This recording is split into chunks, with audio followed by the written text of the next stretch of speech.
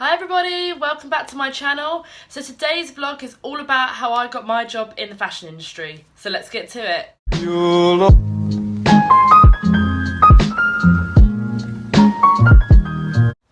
So when I was about 16 or 17, I had actually a family friend who was a buyer at Jaeger, and they got me a 2-week internship to come and test it out and see how I felt, and I absolutely loved it. And kind of from there, that's where I decided I wanted to go into buying.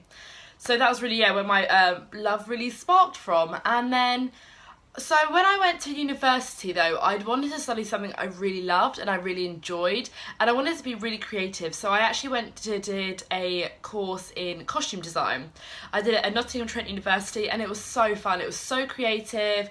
We were designing costumes for TV, theatre, music videos, ballet, opera, all those different categories. It can be for film, and the best part about that, and what was one of the most transferable skills I got from it, is you're designing for a character. You're really learning about your character. You're constantly researching and figuring out who is your character, what do they do, what do they love, where would they be, what is their background, and understanding all those little details helps you design their costume. For example, how old is she? Does she have a close family? Does she live? Where does she live? Does she? All those different things. And it was amazing and really creative. And I'm glad I picked to study something that I loved so much and that could just get out my creative flair.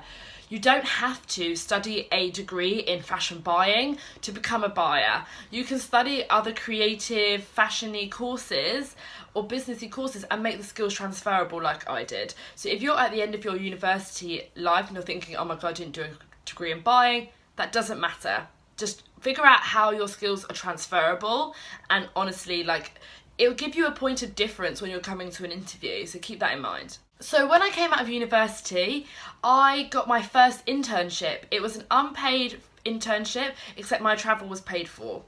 And it was a company called Penmain of London, and I absolutely loved it. I was so thankful to get this amazing opportunity. It was a very small startup company. It was literally myself, the owner, and one other employee.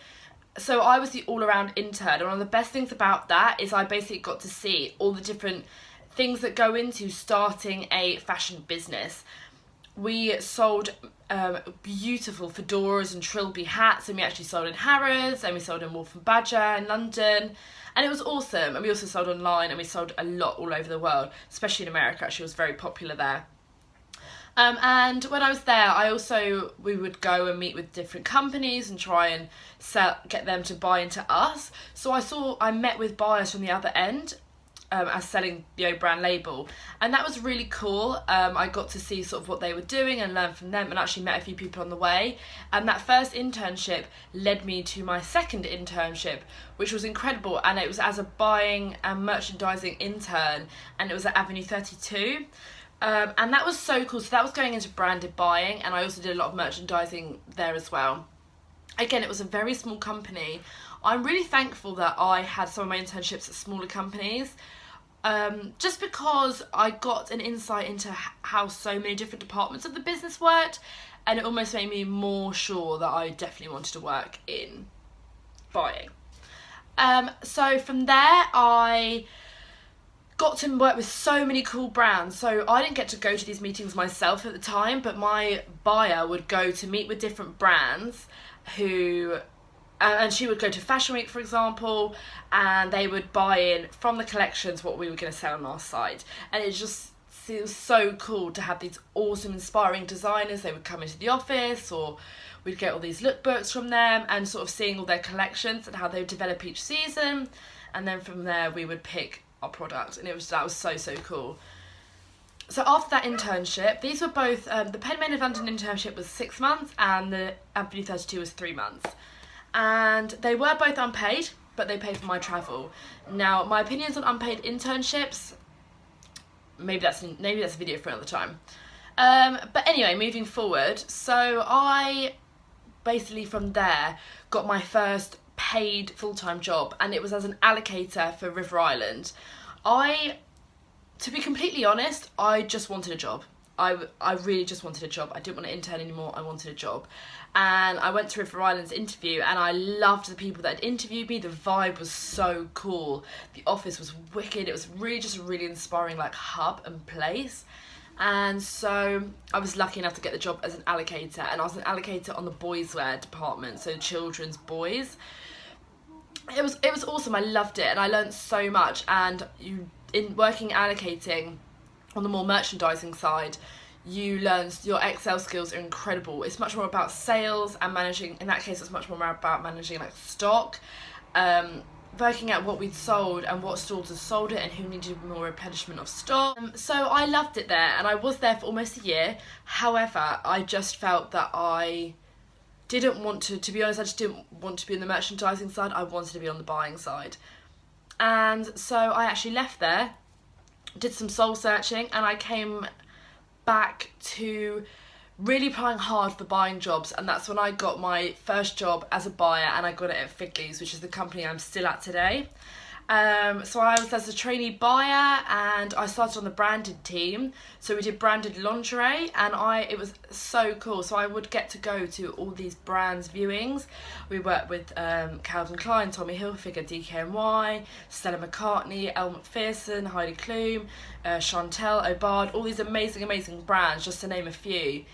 And we would go and each season we would go and view their collections and decide what we picked from our favourite ranges, what we were going to sell on our site. And about 8 months in, the whole business had a reshuffle, and I actually got moved over to a different team, just by chance really, and I got moved over to the own brand swimwear team. So now I develop my product from scratch, and I've just been working there now and developing my way up.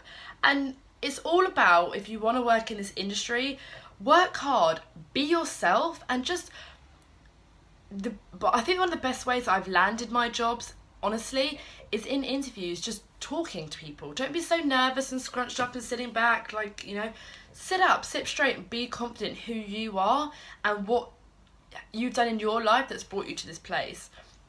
For example, I have worked at a sleepaway camp in America for 4 summers. So that's also like Camp America. I went through a company called Wildpack, so maybe I'll do a video about that a bit more in depth in the future.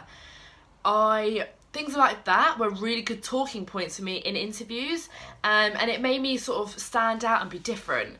When I was in university, I was a cheerleader, and I was actually the president of my team, and I've come across a few people in interviews who were also cheerleaders, have been to the same university, were on a similar sports team, and it's just a real talking point, and it makes people remember you.